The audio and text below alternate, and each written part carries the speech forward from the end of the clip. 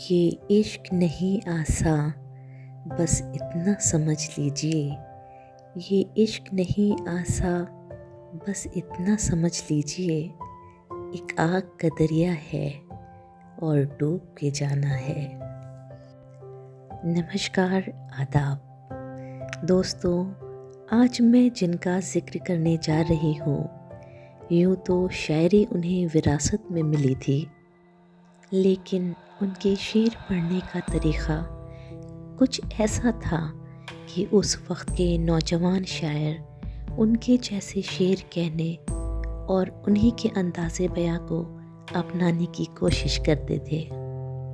میں بات کر رہی ہوں اردو کے مشہور شاعر جگر مرادآبادی صاحب کے بارے میں، جن کا اصلی نام علی سکندر تھا، جن کی پیدائش 1890 میں اتر پردیش کے مراد آباد میں ہوئی۔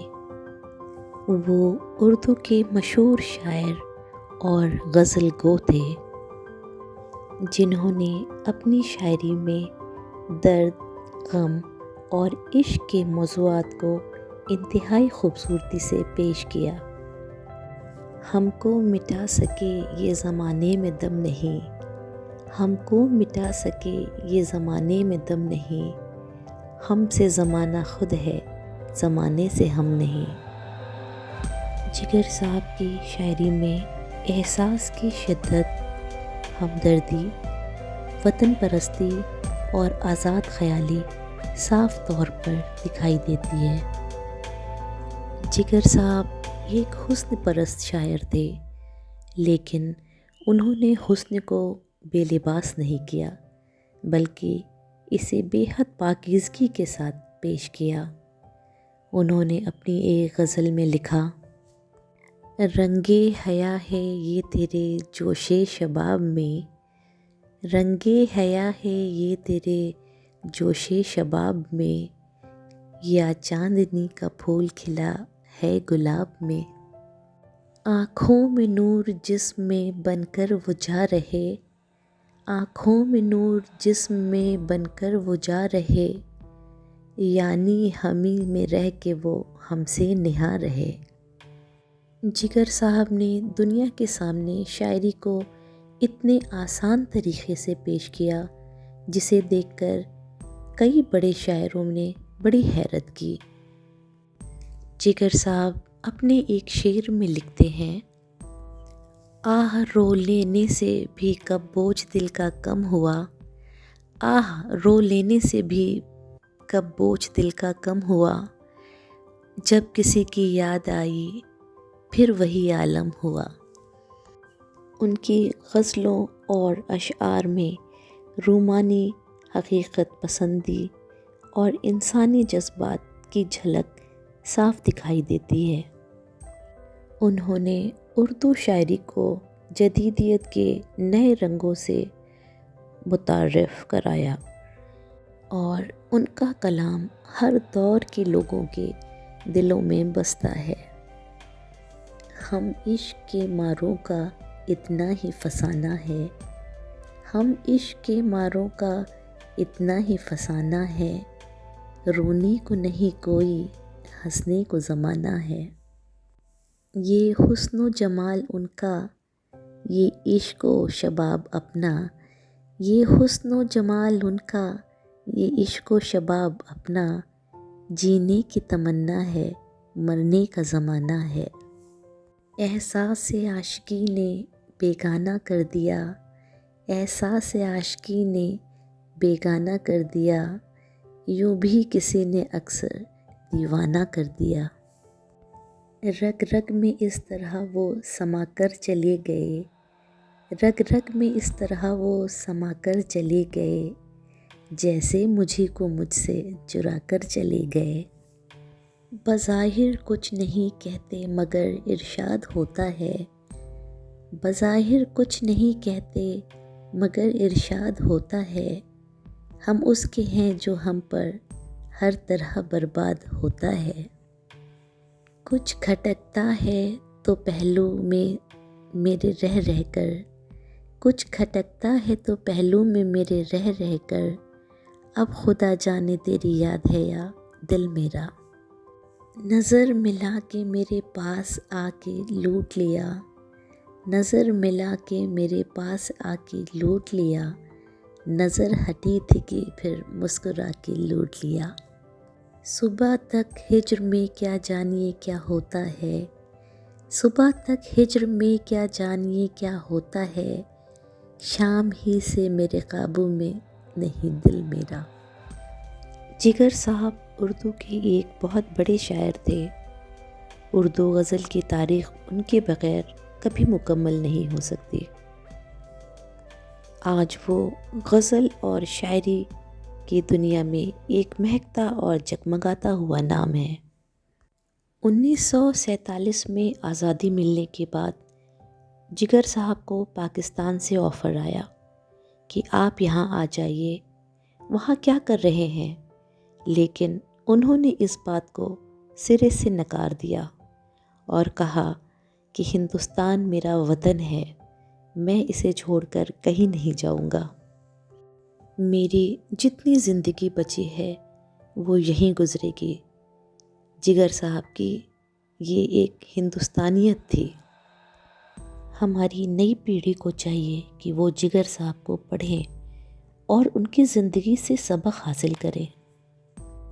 ساقی کی ہر نگاہ پہ بل کھا کے پی گیا، ساقی کی ہر نگاہ پہ بل کھا کے پی گیا، لہروں سے کھیلتا ہوا لہرا کے پی گیا، بے کیف یوں کہ کیف سے گھبرا کے پی گیا، توبہ کو توڑ تاڑ کے تھرا کے پی گیا۔ زاہد یہ تیری شوق یہ رندہ نہ دیکھنا، رحمت کو باتوں باتوں میں بہلا کے پی گیا، سرمست یہ ازل مجھے جب یاد آ گئی، دنیائے اعتبار کو ٹھکرا کے پی گیا، اے رحمت تمام میری ہر خطا معاف، اے رحمت تمام میری ہر خطا معاف، میں انتہائی شوق میں گھبرا کے پی گیا، اس جان میں قضا کی قسم بارہا جگر، اس جان میں قضا کی قسم بارہا جگر، کل عالم بسیط پہ میں چھا کے پی گیا۔ جگر صاحب نے عشق بھی کیا اور لکھا بھی۔ دنیا آج بھی ان کے عشق کے چرچے کیا کرتی ہے۔ اس چھوٹے سے ایپیسوڈ میں تو میں ان کی محبت کی داستان مکمل طریقے سے نہیں بیان کر سکتی، لیکن کچھ حصہ ضرور بتا سکتی ہوں۔ دل اور شہرت کی بلندی کے معنی میں بے حد ہی امیر شخصیت جگر مراد آبادی، جنہوں نے جس چہرے سے عشق کیا اس کے ساتھ زندگی نہ گزار سکے۔ دوست نے بھروسہ توڑا، قسمت نے راستہ موڑا، اور جگر صاحب زندگی کے اس دوڑ میں شامل ہو گئے جس میں ان کا سکون پوری طرح سے چھن گیا۔ وہ سکون کی تلاش میں کبھی کبھی اپنے شاعر دوست اصغر گونڈوی کے گھر جایا کرتے تھے۔ عشق کی آگ میں تپ کر انہوں نے محبت کرنے والوں کی دنیا کو وہ اشعار دیا جسے پڑھ کر لوگ مدہوش ہو جاتے ہیں۔ جگر صاحب عشق کی گتھی کو صرف کچھ ہی لائنوں میں سمجھا کر چلے گئے، جو لائنیں آج کے دور میں لوگوں کے دلوں کی دھڑکن ہیں۔